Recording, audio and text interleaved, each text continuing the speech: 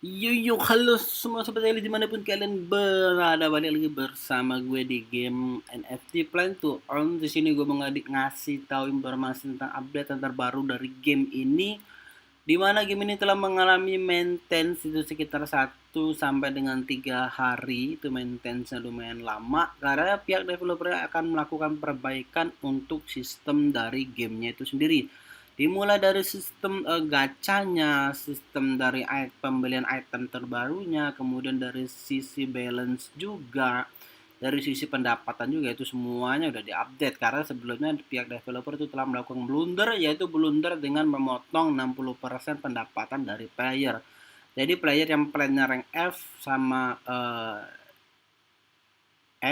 D itu, F sampai D ya, itu pendapatannya susah banget di game ini. Tapi sekarang sejak adanya fitur baru, maka eh, player dimudahkan untuk mendapatkan penghasilan dari game NFT Plan to Earn ini. Jadi langsung aja gue bahas. Yang pertama, untuk pembelian bibit di game ini itu udah dipangkas dari 20 token P2E itu menjadi 15 token P2E. Jadi ada sekitar pemangkasan 5 token. Kenapa kok dipangkas untuk gacanya sekarang jadi 15 token P2E? Jadi kata developernya karena mereka ingin menambah jumlah player yang tertarik untuk main game ini.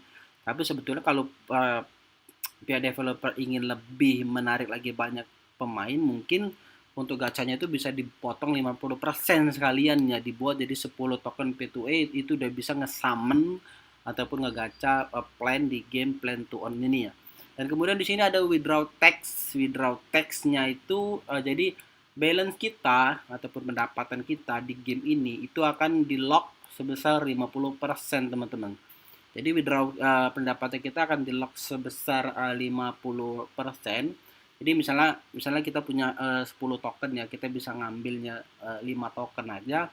Sedangkan yang 5 tokennya itu bakalan kena lock, dan nanti kita akan mendapatkan vesting ataupun pendapatan harian, yaitu pembagian pendapatan.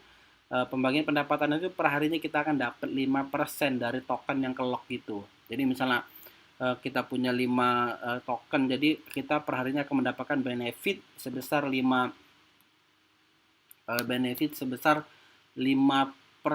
dari token ataupun pendapatan yang udah di lock oleh pihak developer. Menurut gua ini langkah cerdas dari pihak developer. Kenapa? Dengan adanya mekanisme lock pendapatan ataupun lock reward, juga diberikan benefit sebesar 5% per harinya.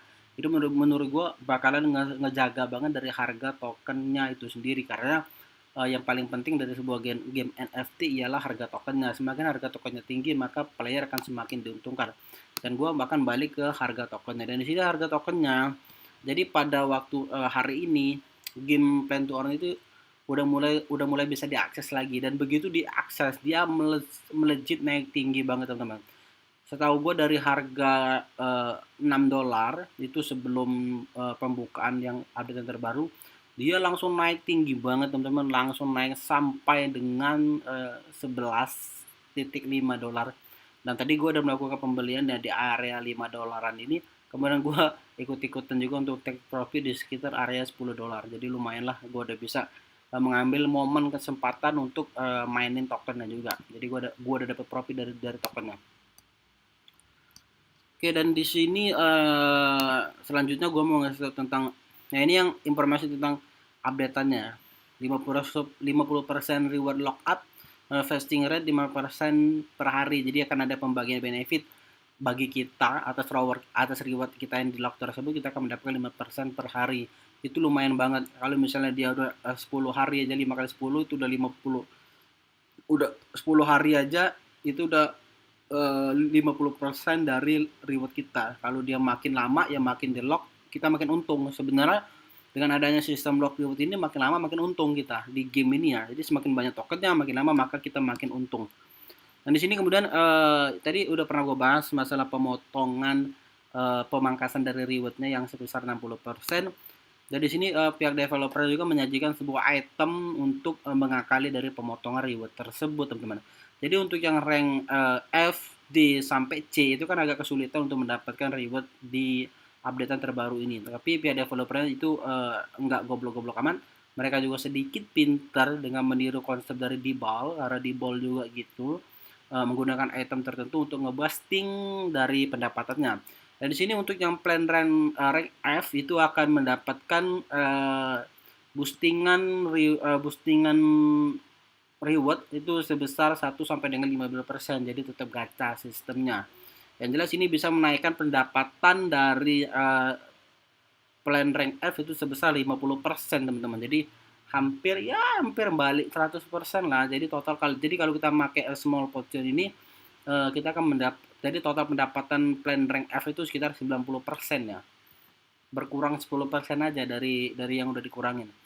Dan ini dia untuk lebih jelasnya bisa kalian akses saja di Telegram resminya ini. Dan menurut gue ini juga sebuah langkah terobosan yang bagus banget dari pihak developer dengan mengadakan item-item seperti ini, walaupun konsepnya itu ya dalam tanda kutip 11-12 dengan game NFT di ball, karena konsepnya sama lah, mereka menurunkan pendapatannya sebesar 50-60%, tapi kemudian mereka memberikan benefit ataupun feedback dari sebuah item yang bisa meningkatkan pendapatan kita. Jadi pihak developer ini bermain dengan player untuk beli tokennya, kemudian untuk melakukan pembelian di market untuk beli item ini. Jadi menurut gua ya langkah yang sedikit cerdas dari pihak developernya. Dan ini ada ROI rate up to 40% per day. Jadi potensi ROI-nya itu 40% per hari, artinya dalam 3 hari itu udah bisa balmot ya. Jadi memang estimasi dari pihak developer sendiri untuk main game ini 3 hari itu udah bisa balmot, dan seterusnya kita main untuk pendapatan profit. Jadi itu dia teman-teman tuh update-nya dari game NFC ini. Mungkin kalian yang punya sedikit kelebihan uang bisa main di game ini, kalian bisa nikmatin cuannya karena sekarang juga memang project gamenya udah bagus, udah nggak kayak kemarin. Kalau saran gue sendiri, kalian itu seenggaknya kalau mau main game ini kalian butuh sekitar kalian siapin sekitar 30 lah.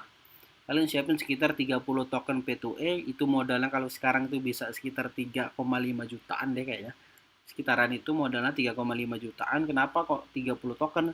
Karena yang 15 tokennya kalian untuk ngegacha. Kalau ngegacanya kalian dapet rank jelek, rank FDC, kalian misalnya pokoknya kalian ngegacha dapet rank jelek, itu kalian bisa nge-boosting dengan pembelian item tersebut. Tapi kalau kalian dapet rank A ataupun rank S, gua rasa kalian nggak usah lakukan pembelian. Jadi sisa tokennya itu bisa kalian antisipasi untuk pembelian item.